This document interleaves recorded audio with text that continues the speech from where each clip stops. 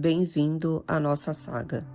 Se você sempre quis entender a Bíblia, mas se perdeu em linguagem difícil, interpretações confusas ou tradições que não dialogam entre si, aqui é o seu lugar. Seguiremos a narrativa em ordem cronológica, episódio por episódio, para que tudo faça sentido. Em cada parte, mostraremos a leitura cristã tradicional, a visão gnóstica, que busca o significado oculto, e outras interpretações místicas quando forem relevantes. Nosso objetivo é simples: revelar a estrutura, o simbolismo e a mensagem por trás do texto, para que você compreenda a Bíblia com clareza, profundidade e liberdade. Você verá cada trecho como nunca viu. Pense comigo, antes de você, antes da humanidade, antes do próprio tempo, havia silêncio. Não um silêncio vazio, mas um silêncio grávido de possibilidade. Talvez você já tenha sentido isso. Aquele instante entre um pensamento e outro, onde parece existir algo maior, mais antigo que você, como se o universo estivesse observando você pensar. E se eu te disser que é nesse intervalo silencioso que a história da Bíblia realmente começa? Não nas páginas impressas, não nos dogmas, não nas versões que você ouviu, mas naquele ponto onde consciência e mistério se tocam. Hoje, você não vai apenas entender a Bíblia, você vai entrar na atmosfera dela, na tensão entre o visível e o invisível. Seja bem-vinda ao primeiro passo da jornada da conscientização. Quando a Bíblia afirma "no princípio", ela não está falando de um ponto geográfico no tempo. Ela está nomeando a primeira manifestação de ordem em meio ao indizível. Princípio não é um momento, é uma transição. Assim como quando você decide finalmente mudar algo na própria vida. Não existe uma data exata, existe um impulso interno que desperta antes do gesto. Nas tradições gnósticas, essa transição antes do universo é chamada de pleroma, a plenitude original, sem forma, sem opostos, sem falta. Na tradição cristã, ela é percebida como ato amoroso de Deus, que chama tudo à existência por sua palavra. Ou seja, tanto para a visão gnóstica quanto para a cristã, antes de qualquer coisa existir, já havia intenção. O vazio bíblico não é um nada absoluto, é um caos primordial, uma massa em forma de possibilidades. Imagine sua vida antes de você encontrar uma direção. Tudo misturado, potencial sem forma. O mesmo acontece no mito gnóstico. Antes do mundo material existir, forças espirituais se movimentam, buscando equilíbrio, hipóstases, êons, emanações. Não importa o nome, importa a função. O universo começa no movimento secreto. E aqui está a ponte entre você e o texto. Toda transformação pessoal também começa invisível, silenciosa, interna. A Bíblia não descreve apenas a origem do cosmos. Ela descreve a origem de qualquer despertar da consciência. No princípio, Deus disse. No mundo antigo, as palavras não eram apenas comunicação, era energia ativa, capaz de moldar a realidade. Para os cristãos, o Logos, o Verbo, é o próprio Cristo, a inteligência divina que estrutura o universo. Para os gnósticos, o Logos é a ponte entre o pleroma perfeito e o cosmos imperfeito. Note como as duas visões convergem. O universo começa com entendimento, não com matéria. E isso também é verdade na vida humana. Antes de agir, você interpreta, antes de mudar, você entende, e antes de criar, você nomeia. O primeiro capítulo da Bíblia está te dizendo: torna-se consciente de sua própria palavra interior, pois é ela que inaugura o seu mundo. Quando o texto diz haja luz, está falando de consciência, não de lâmpadas cósmicas. A luz é a capacidade de discernir, de separar o real do ilusório, o que é exterior do que é interior. Nos textos gnósticos, a luz representa a memória do divino dentro do humano, aquilo que foi esquecido ao cair no mundo material.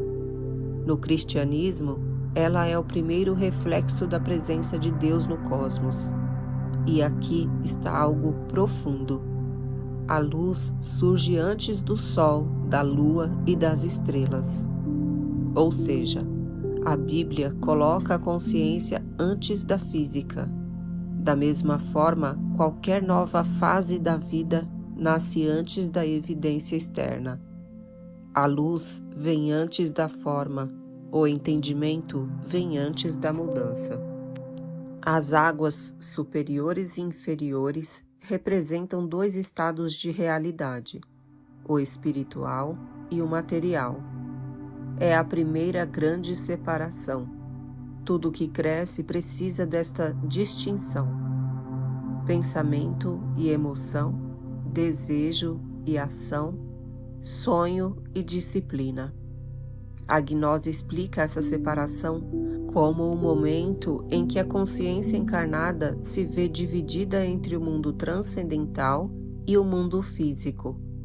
Na leitura cristã, é a organização da criação. Deus estabelece estrutura para que a vida floresça. O que isso significa para você? Antes de avançar, você precisa separar suas águas internas. Enquanto tudo estiver misturado, sua vida fica turva. O começo da criação é o começo da clareza interna. A terra seca surge no meio das águas, como um lugar de estabilidade. Mas não existe terra sem primeiro haver caos. É a primeira metáfora da Bíblia para algo que você conhece muito bem. O momento em que você finalmente encontra alguma firmeza emocional, mental ou espiritual depois de períodos de turbulência. Para os gnósticos, essa firmeza é ilusória, um estado intermediário entre o espiritual e o material. Para o cristianismo, é um presente. O mundo se torna habitável, ordenado, seguro. O importante é perceber que o texto está dizendo: a estabilidade não é o começo, é o resultado de uma ordem interior. Antes de querer construir algo na sua vida, pergunte-se: minha terra já emergiu do caos? A vegetação simboliza ciclo, crescimento e continuidade. Não são animais, não são humanos, são sementes. Gênesis está dizendo: nenhuma transformação começa grande. Tudo nasce de algo que cabe na palma da mão. A gnose vê as sementes como símbolos da centelha divina adormecida. O cristianismo as vê como promessas de abundância. E aqui surge uma das grandes lições espirituais do primeiro capítulo da Bíblia. Toda a criação começa com algo vivo, mas ainda invisível ao olhar descuidado.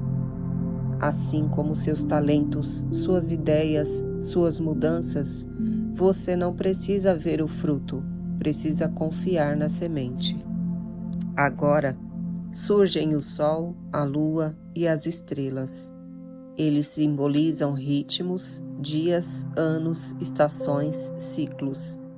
A Bíblia apresenta o tempo como uma estrutura para a vida humana prosperar.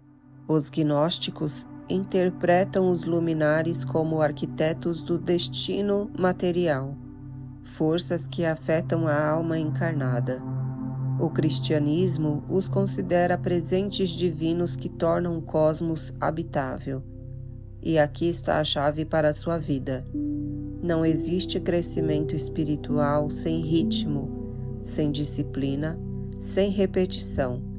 A criação não é instantânea, ela é progressiva, assim como o seu próprio processo de despertar.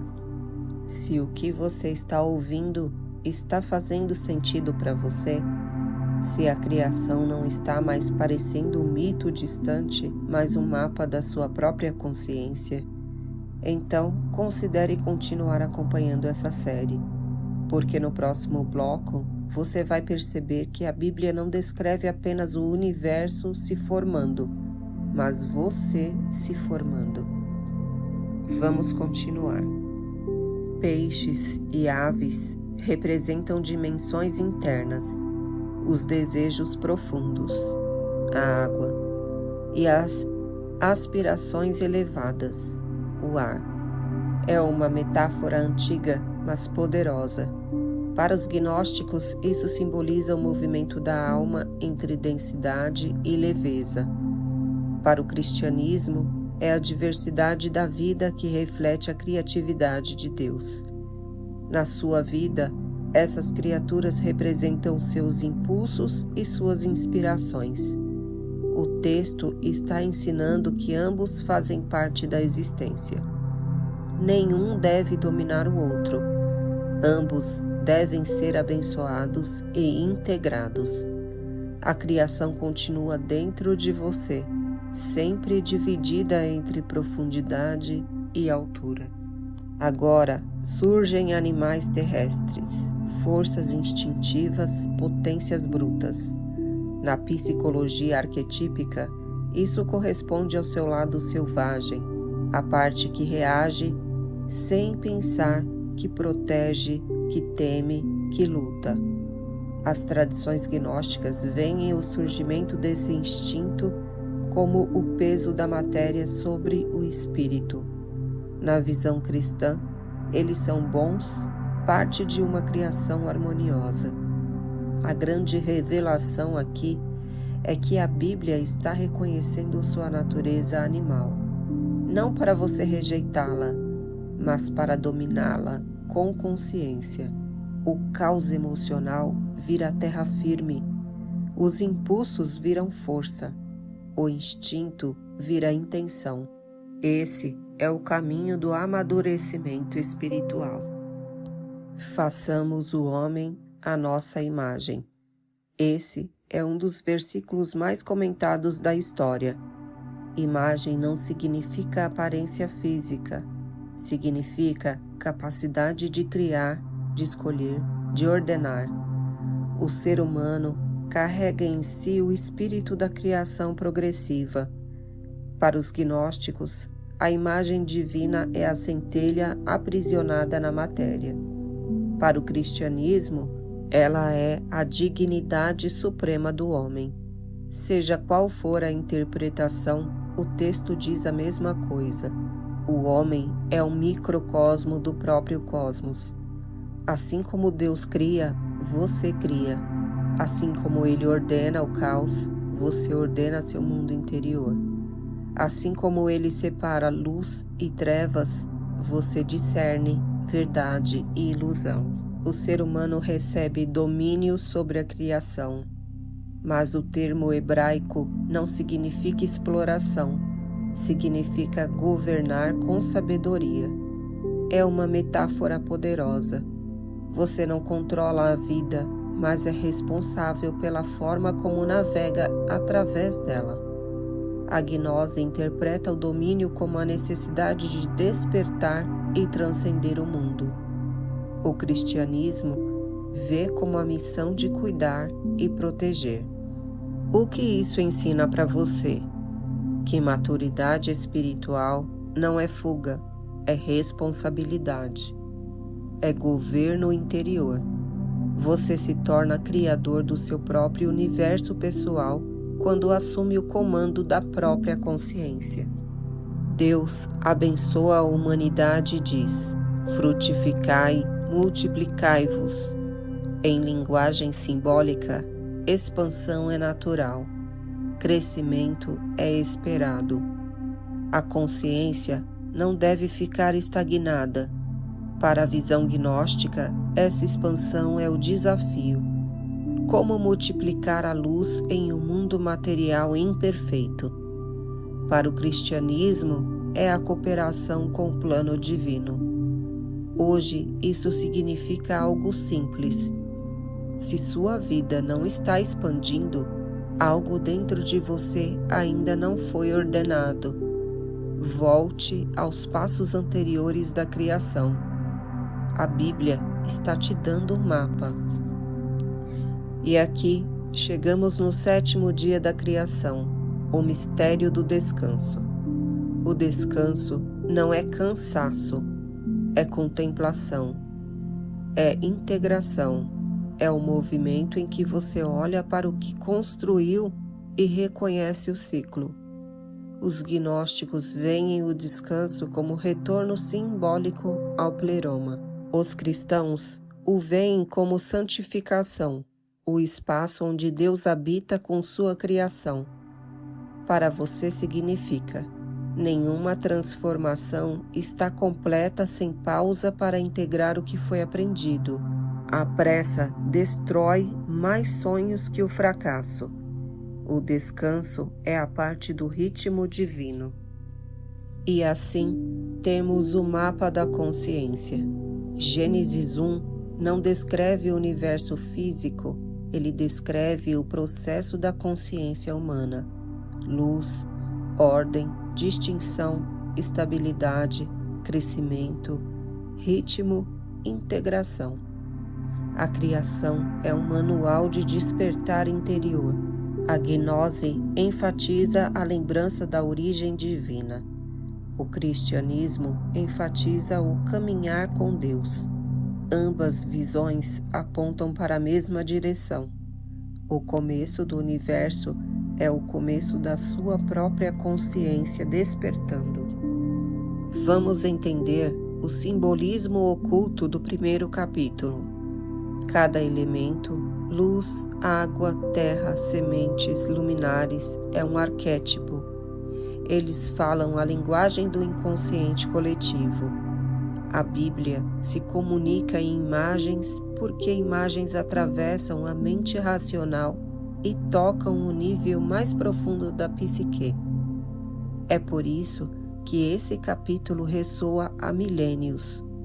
Ele não está tentando explicar ciência, ele está tentando explicar você. E talvez seja por isso que você está aqui, para ler a Bíblia com olhos novos, mais profundos, mais atentos ao que ela sussurra, não apenas ao que ela diz. As tradições gnósticas destacam que o mundo material é limitado, imperfeito, marcado pela separação. O cristianismo afirma que a criação é boa, mas quebrada pelo uso incorreto da liberdade humana. A tensão permanece. Você vive no mundo físico, mas sente algo dentro de si que não parece pertencer totalmente a ele. Esse ponto é crucial para a jornada espiritual. Você é matéria e espírito, terra e sopro, ordem e caos, luz e sombra. A criação fala sobre essa dualidade desde o início. O 1º capítulo da Bíblia é essencialmente um processo pedagógico. Ele nos ensina que consciência se constrói em camadas. Você não desperta de uma vez. Você desperta em dias, em fases. A Bíblia está descrevendo sua própria reestruturação interna. Ela está te dizendo: a criação que você lê fora é a criação que você vive dentro. Por isso, tantas pessoas se sentem tocadas por esse texto, mesmo sem compreender a teologia. O corpo sabe reconhecer ritmo, a alma sabe reconhecer luz. Ler Gênesis como ciência é perder sua grandeza. Ler Gênesis como mito distante é perder sua profundidade. Ele foi escrito para ser lido com 3 níveis simultâneos: o literal, a narrativa, o moral, os princípios, o místico, a jornada da consciência. A gnose enfatiza o nível místico. O cristianismo enfatiza o moral e o espiritual. Você aqui terá acesso aos 3, porque a Bíblia não foi feita para ser lida, ela foi feita para ser vivida. Tudo que Deus organiza nesse capítulo existe também dentro de você. Águas claras e escuras, águas agitadas, sementes que ainda não floresceram, partes selvagens e partes elevadas, ritmos, pausas e, no fim, a busca por sentido.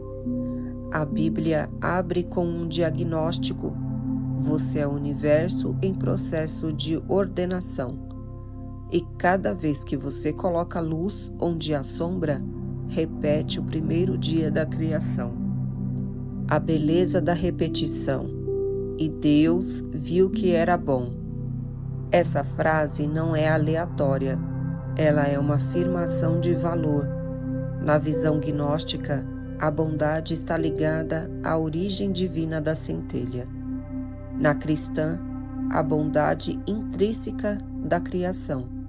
E para você, ela significa: você é capaz de reconhecer sua própria evolução.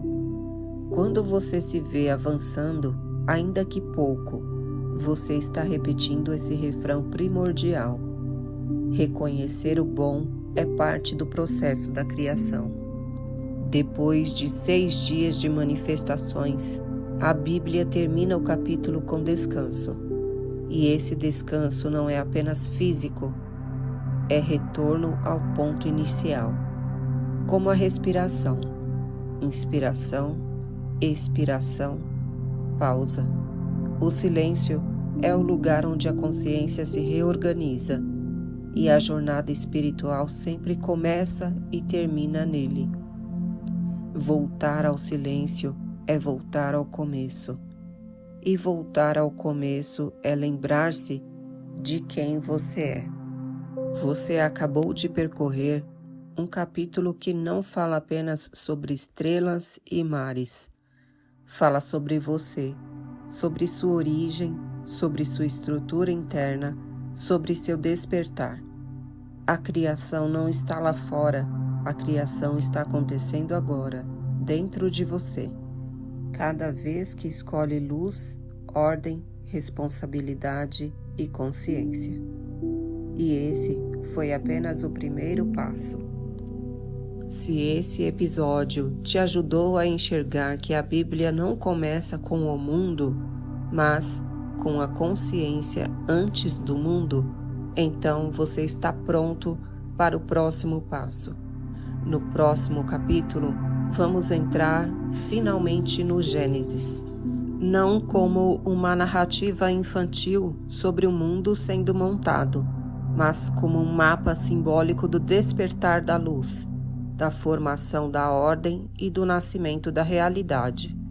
Vamos entender por que a primeira palavra da Bíblia é um chamado para criar e por que a primeira criação não é a terra, nem o homem, mas a luz.